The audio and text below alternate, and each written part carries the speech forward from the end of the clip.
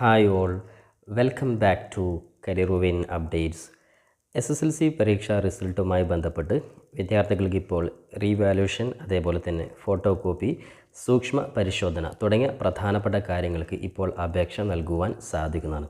അപ്പോൾ വിദ്യാർത്ഥികൾക്ക് സ്വന്തമായിട്ട് എങ്ങനെ അപേക്ഷ നൽകുവാൻ സാധിക്കുമെന്നുള്ള ഡീറ്റെയിൽഡ് ഇൻഫർമേഷനാണ് ഈ വീഡിയോ നിങ്ങളുമായി പങ്കുവെക്കുവാൻ ആഗ്രഹിക്കുന്നത്.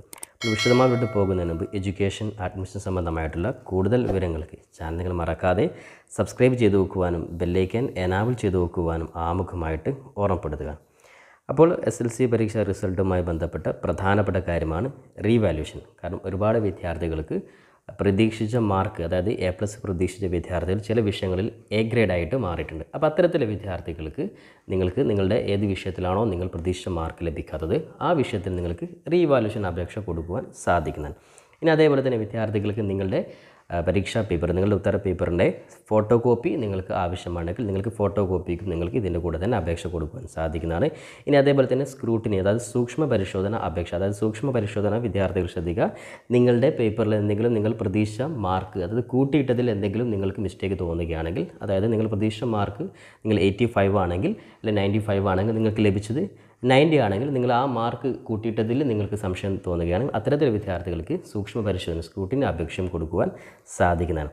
അപ്പോൾ ഇനി എങ്ങനെയാണ് അപേക്ഷ കൊടുക്കേണ്ടത് നമുക്ക് നോക്കാം. അപ്പോൾ വിദ്യാർത്ഥികൾക്ക് റീവാലുവേഷൻ അപേക്ഷ നിങ്ങൾക്ക് എല്ലാ വിഷയങ്ങൾക്കും നിങ്ങൾക്ക് അപേക്ഷ കൊടുക്കുവാൻ സാധിക്കുന്നതാണ്.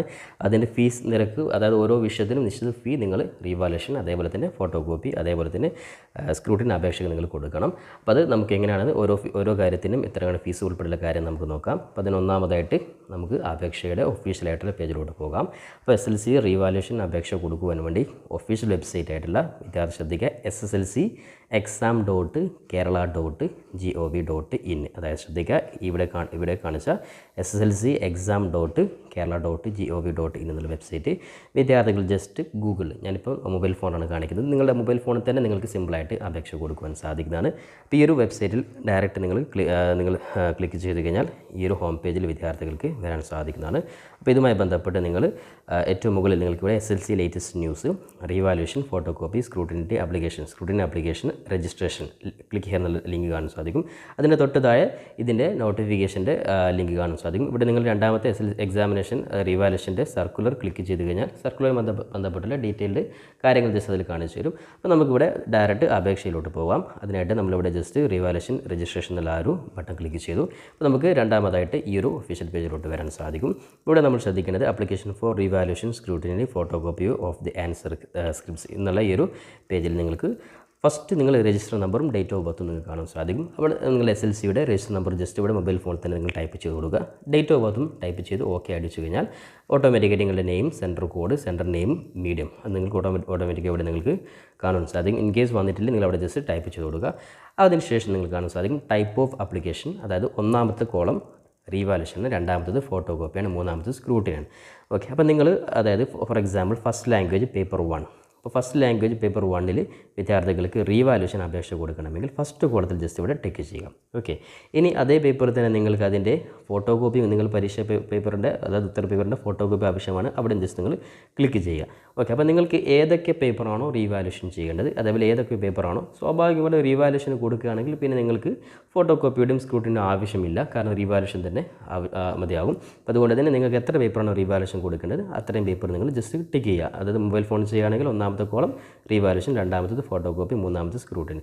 ഇനി നിങ്ങൾക്ക് ചില വിഷയങ്ങൾക്ക് ജസ്റ്റ് കൂട്ടിയിട്ടതിൽ മിസ്റ്റേക്കാണ്, അത് മാത്രം നിങ്ങൾക്ക് ടിക്ക് ചെയ്യാൻ സാധിക്കുന്നത്. അപ്പോൾ ഇതിന് ഫീ നിരക്ക് ജസ്റ്റ് ശ്രദ്ധിക്കുക. അതായത് റീവാലുവേഷൻ പെർ പേപ്പർ ഒരു വിഷയത്തിന് 400 രൂപയും, അതേപോലെ തന്നെ രണ്ടാമത്തത് ഫോട്ടോ കോപ്പി 200 രൂപയും, അതേപോലെ തന്നെ സ്ക്രൂട്ടിനി, അതായത് സൂക്ഷ്മ പരിശോധനയ്ക്ക് 50 രൂപയുമാണ് ഫീസ്. അപ്പോൾ നിങ്ങൾ 5 വിഷയങ്ങളിൽ നിങ്ങൾ റീവാലുവേഷൻ അപേക്ഷ കൊടുത്താൽ നിങ്ങൾ ശ്രദ്ധിക്കുക 5 × 400, അപ്പോൾ 2000 രൂപ നിങ്ങൾ എന്താക്കണം അപേക്ഷയായിട്ട് കൊടുക്കണം. അപ്പോൾ നിങ്ങൾക്ക് ഒരു പേപ്പറാണ്, എത്ര പേപ്പറാണ് നിങ്ങൾക്ക് ആവശ്യമുള്ളത് അത് നിങ്ങൾ ടിക്ക് ചെയ്ത് കൊടുക്കുക. അപ്പോൾ സ്വാഭാവികമായിട്ട് നിങ്ങൾക്ക് സംശയമുള്ള പേപ്പറാണെങ്കിൽ അതിൽ നിങ്ങൾക്ക് തീർച്ചയായിട്ടും നിങ്ങൾക്ക് റീവാലുവേഷൻ കൊടുക്കാൻ സാധിക്കും. അപ്പോൾ റീവാലുവേഷൻ കൊടുത്തതിന് ശേഷം നിങ്ങളുടെ A ഗ്രേഡ് ലഭിച്ച വിദ്യാർത്ഥിയാണെങ്കിൽ അവർക്ക് മാർക്ക് കൂടിക്കഴിഞ്ഞാൽ, A+ ആയിക്കഴിഞ്ഞാൽ, അതായത് റീവാലുവേഷൻ കൊടുത്ത പേപ്പറിൽ നിങ്ങൾക്ക് മാർക്ക് കൂട്ടി കിട്ടിക്കഴിഞ്ഞാൽ നിങ്ങളുടെ റീവാലുവേഷൻ്റെ നിങ്ങളുടെ എമൗണ്ട് നിങ്ങൾക്ക് തിരിച്ച് നിങ്ങൾക്ക് ലഭിക്കുന്നതായിരിക്കും. ഈ ഒരു കാര്യം ഇനി അതേസമയം റീവാലുവേഷൻ കൊടുത്തിട്ട് മാറ്റമൊന്നുമില്ലെങ്കിൽ നിങ്ങളുടെ പൈസ നിങ്ങൾക്ക് നഷ്ടപ്പെടുന്നതായിരിക്കും. അപ്പോൾ അതുകൊണ്ട് 100% ഉറപ്പുള്ള സബ്ജക്റ്റുകൾക്ക് തീർച്ചയായിട്ടും നിങ്ങൾ റീവാലുവേഷൻ അല്ലെങ്കിൽ ഈ പറയുന്ന ഓപ്ഷൻസ് നിങ്ങൾ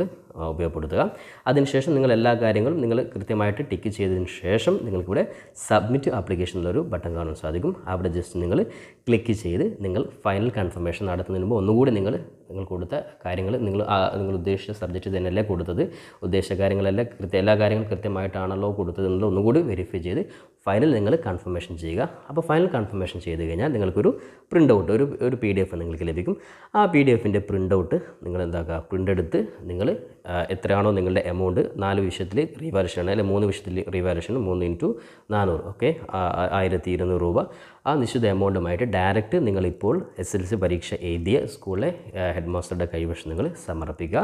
അതായത് ഈ പറയുന്ന അപേക്ഷ സമർപ്പിക്കാൻ സ്കൂളിൽ ലാസ്റ്റ് ഡേറ്റ് 15-ാം തീയതി മെയ് 15-ാം തീയതി വൈകിട്ട് 4 മണിക്ക് മുമ്പ് നിങ്ങൾക്ക് ഡയറക്റ്റായിട്ട് നിങ്ങൾ ഈ പറയുന്ന പ്രിൻ്റ് ഔട്ടും നിശ്ചിത ഫീസും കൊടുത്ത് നിങ്ങളുടെ അപേക്ഷ കംപ്ലീറ്റ് ചെയ്യാൻ സാധിക്കുന്നതാണ്. അപ്പോൾ ഇത്തരത്തിൽ റീവാലുവേഷൻ മാർക്ക് കുറഞ്ഞ വിദ്യാർത്ഥികൾ ഇപ്പോൾ ചെയ്യേണ്ടത് ഈ രീതിയിൽ അപേക്ഷ കൊടുക്കലാണ്.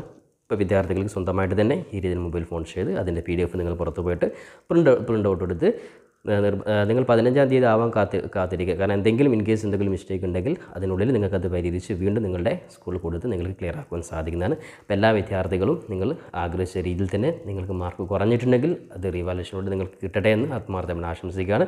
അപ്പോൾ SSLC പരീക്ഷ റിസൾട്ടിന് ശേഷം വിദ്യാർത്ഥികൾക്ക് അടുത്ത സ്റ്റെപ്പിൽ സപ്ലിമെൻ്ററി, അതേപോലെ തന്നെ വിദ്യാർത്ഥികൾക്ക് +1 അഡ്മിഷനുമായി ബന്ധപ്പെട്ട് എന്തൊക്കെ കാര്യങ്ങൾ ശ്രദ്ധിക്കേണ്ടത്, അതുമായി ബന്ധപ്പെട്ട് എന്തൊക്കെ രേഖകൾ ഇപ്പോൾ തയ്യാറാക്കി വെക്കണം, അപേക്ഷ എങ്ങനെയാണ് കൊടുക്കേണ്ടത്, ഓരോ അപേക്ഷാ ഘട്ടത്തിലും trial allotment, first allotment, second allotment, എന്താണ് അലോട്ട്മെൻറ്റിൽ എന്തൊക്കെയാണ് ചെയ്യേണ്ടത്, എഡിറ്റ് എന്താണ്, ഓപ്ഷൻസ് എങ്ങനെയാണ് എഡിറ്റ് ചെയ്യേണ്ടത്, എന്തിനാണ് എഡിറ്റ് തുടങ്ങിയ എല്ലാ കാര്യങ്ങളും ഉൾക്കൊള്ളിച്ചുകൊണ്ട് ഡീറ്റെയിൽ ആയിട്ട് വിദ്യാർത്ഥികൾ കൃത്യമായിട്ട് ഈ ചാനലുകൾ ഓരോ ഘട്ടത്തിലും ഇൻഫർമേഷൻ അറിയിക്കുന്നതായിരിക്കും. അതുകൊണ്ട് ചാനലുകൾ മറക്കാതെ സബ്സ്ക്രൈബ് ചെയ്ത് വെക്കുവാനും ബെല്ലൈക്കൻ എനാബിൾ ചെയ്ത് വെക്കുവാനും പരമാവധി നിങ്ങളുടെ സുഹൃത്തുക്കൾ കൂടി ഇത്തരത്തിലുള്ള വീഡിയോകൾ ഷെയർ ചെയ്യുവാനും കൂടി ഓർമ്മപ്പെടുത്തിക്കൊണ്ട് പുതിയൊരു അപ്ഡേറ്റുമായി നമുക്ക് വീണ്ടും കണ്ടുമുട്ടാം. അതുവരേക്കും തൽക്കാലം it's me Sawad Alisseri. Thank you for watching this video.